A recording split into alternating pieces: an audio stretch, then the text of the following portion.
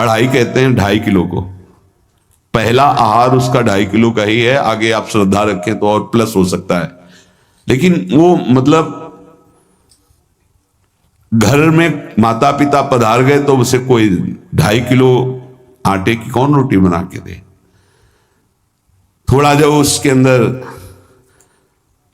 चेतना जागृत हुई तो जब कहीं ठौर नहीं मिलती तो संतों का आश्रम मिलता है।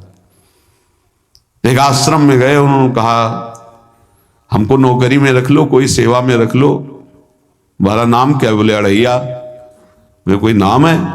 बोले गांव के लोग कहते हैं क्योंकि 2.5 किलो हम पाते हैं। तो 2.5 किलो? बोले तौल के 2.5 किलो आटे का जब हम रोटी पाते हैं तब हमारी बाल भोग होता है। आगे कोई श्रद्धा करे खीर पूड़ी, पर 2.5 किलो अन्न चाहिए। तो कहा यहाँ भंडारा है तो रोज 2.5 किलो क्या 5 किलो पावे, क्या सेवा कर सकता है?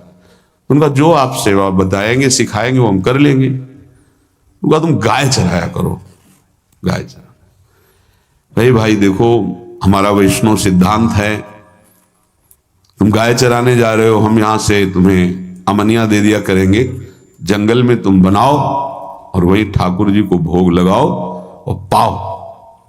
बिना भोग लगाए पाने का विधान हमारे आश्रम से आपका नहीं बन सकता। बोले हमको तो कुछ आता नहीं भोग लगाना, क्या भोग लगाएं?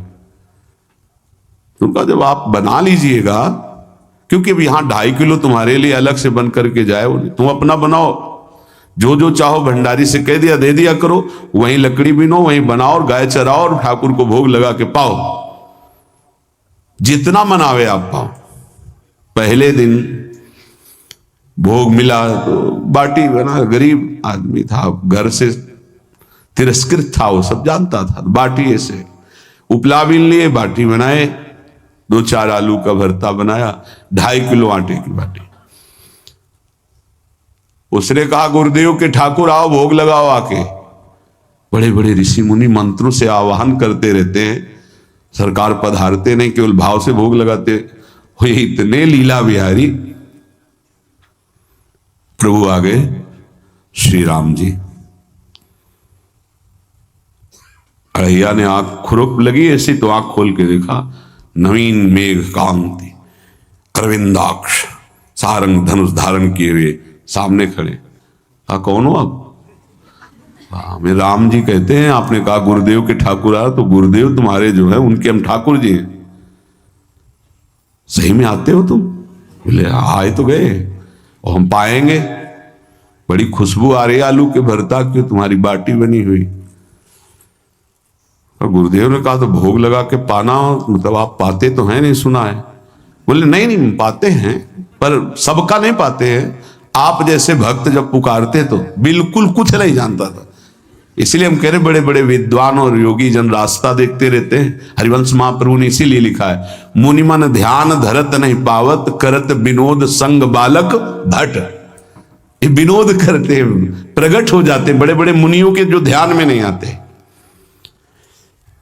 काश तो आप हमको ऐसे ही रखोगे, क्योंकि आप आ गए तो आप भी। तो प्रभु ने कहा जब तुम 2.5 किलो पा सकते हो तो हम तो 2.5 मन भी पा सकते हैं।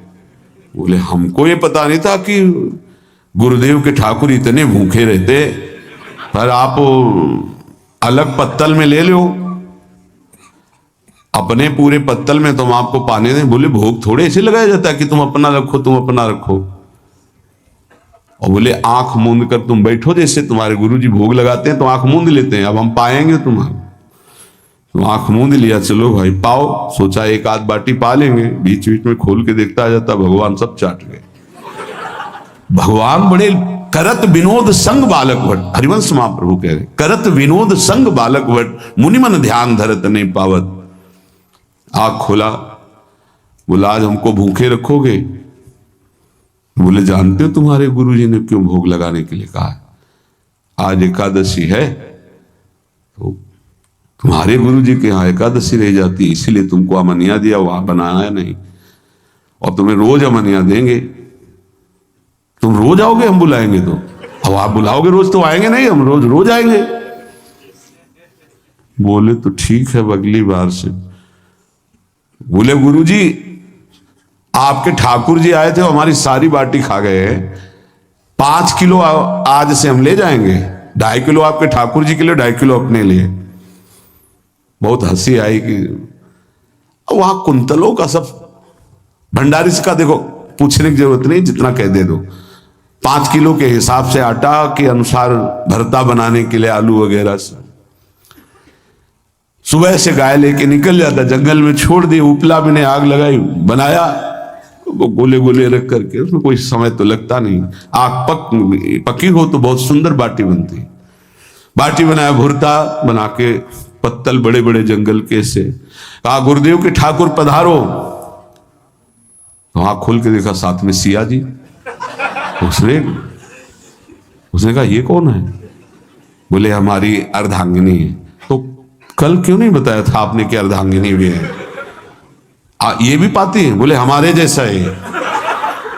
जानकी जी बैठ गई, राम जी बैठ गए, बड़ा सब कुछ में, पर जानकी जी इतनी करुणा वात्सल्य बरस रही थी कि वो कुछ बोल नहीं पाया, बस देखा, ऐसे कहा पाओ गुरुदेव के ठाकुर। प्रभु आराम से, सिया जो खूब स्वाद बखान बखान करके पाए। वहां खुल करके देखता आज भी हम 2.5 किलो अपने लिए लाए थे, लेकिन ये दोनों पा गए। गुरुदेव 7.5 किलो। बोले क्यों? आपके ठाकुर की पत्नी भी है ना? कहा है, तो दोनों आए थे। किसी को विश्वास नहीं हो रहा था। दे दो भाई, अरे गाय को खवाएगा, दे दो, कुछ करेगा, क्या कमी है यहां? 7.5 किलो आटा लेकर। अब तो समय लगा, 3 बजे तक बाटी बन के तैयार हुई पत्तल में से। गुरुदेव के ठाकुर पधारो, बस उसको बुलाना होता था कि विनोदी प्रभु, साथ में लखन जी, राम जी, सिया जी, लखन। ऐसे देखा, ये कौन है? बोले छोटे भाई। आपके भाई भी है? हाँ हैं। पहले, अब परिवार में कितने लोग हुआ? पहले बता देते तो हम वो सब आ जाते हैं। लक्ष्मण जी से कहा बहुत सरल भगत है, नाराज मत हो ना, चुपचाप पा लो। तीनों बैठे, सब पा गए। फिर बेचारा ऐसे ही रह गया। जब वो चले गए तो पत्तलों में जो किनका रहता था, वो एक अद्भुत आनंद। अगले दिन गया, बोले गुरुजी 10 किलो आटा चाहिए। वो कहा 10 किलो क्यों? बोले आपके ठाकुर जी भी आते हैं, उनके ठाकुरायन भी आते हैं, उनके परिवार के भाई भी आते हैं, गोरे गोरे थे वो। यार कैसे, इसको कैसे अनुभव हो सकता है? सिया राम लखन जी का बहुत हट किया। 10 किलो आटा लिया, पहुंच गए, बनाया, 4 बज गए, रखा। उस मन में सोच रहा था आपकी संख्या ना बढ़ जाए। कहा गुरुदेव के ठाकुर पधारो। विशाल गदा, भयंकर स्वरूप हनुमान जी महाराज। आंख खोला तो 3 स्वरूप में प्रभु खड़े हुए थे, सिया राम लखन, हनुमान जी चरणों बैठे। पूछा ये कौन है? तो कहा ये हमारे प्रिय सेवक हैं हनुमान जी। एक बार आप अपने पूरे परिवार का, अपने सेवकों का वो आप पर्चा बना के दे दो, गुरु जी को दे देंगे जाके। हर बार एक बढ़ जाता है तो भगवान मुस्कुराए, हनुमान जी इसका कुछ बोलना मत, बहुत निराला भगत है। बोले पाओ प्रभु। तो पहले सिया राम जी पाए, फिर जो प्रसाद लक्ष्मण जी पाए, फिर हनुमान जी पाए। हनुमान जी सब पूरा बहुत निर्मल भाव से बनाया हुआ और निर्मल भोला भक्त पा गए। अगली बार कहा गुरुदेव 5 किलो एक्स्ट्रा में रख दो, 1 नंबर बढ़ता जाता है।